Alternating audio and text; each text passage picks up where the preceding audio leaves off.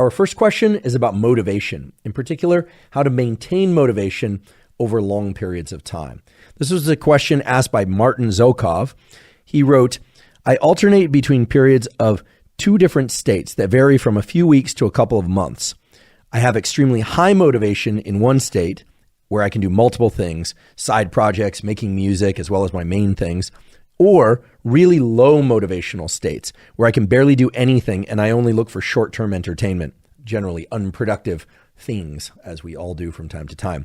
He goes on to write, what would be the best set of protocols to normalize those extremes into a more stable and consistent state?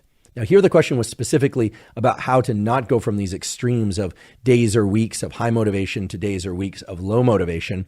But before we do that, we need to take a step back and acknowledge that just as with anxiety or happiness or sadness, we as human beings don't have an objective window into how other people experience motivation. In fact, most of the time, we don't even realize how we experience motivation. We just know whether or not we feel a high barrier or a low barrier to leaning into work and getting things done. In the meantime, I want to remind everybody what the basis of motivation is.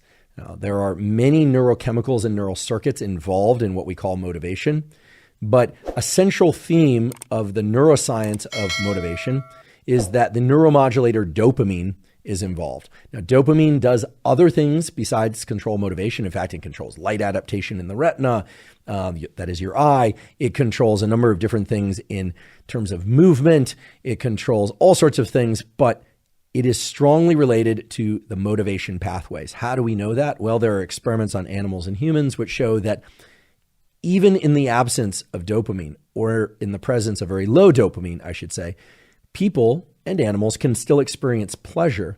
However, when dopamine levels are too low, people's ability to pursue pleasure, or their willingness to pursue pleasure, in particular, their willingness to undergo effort to pursue pleasure or any goal of any kind, not just pleasure, any goal of any kind, is strongly regulated by the levels of dopamine. So if dopamine levels are too low, people simply will not put in the effort to obtain or reach a goal.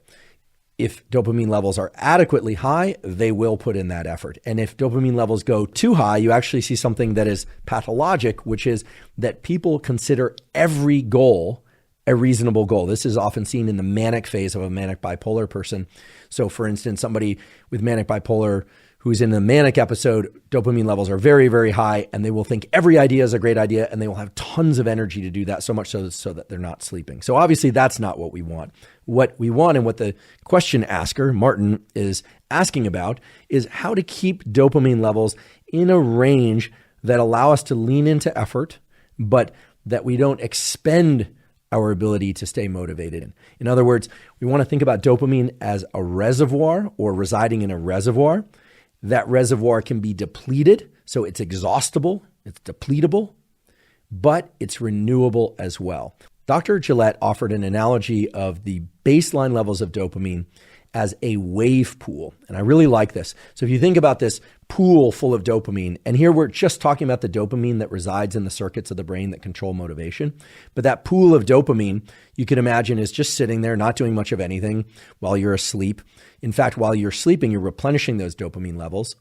But if you were to pursue a goal, really, really go forward center of mass for many, many hours or many, many days in some cases, and pursue a goal or multiple goals, and you're really driven to do a ton, what you're effectively doing is generating waves in that wave pool.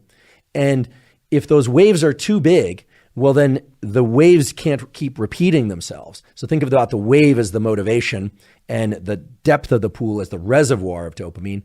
And if those waves are too big, too much excitement, too much motivation, too much center of mass for a given period of time, then the water in this wave pool sloshes out of the wave pool, lowering the reservoir.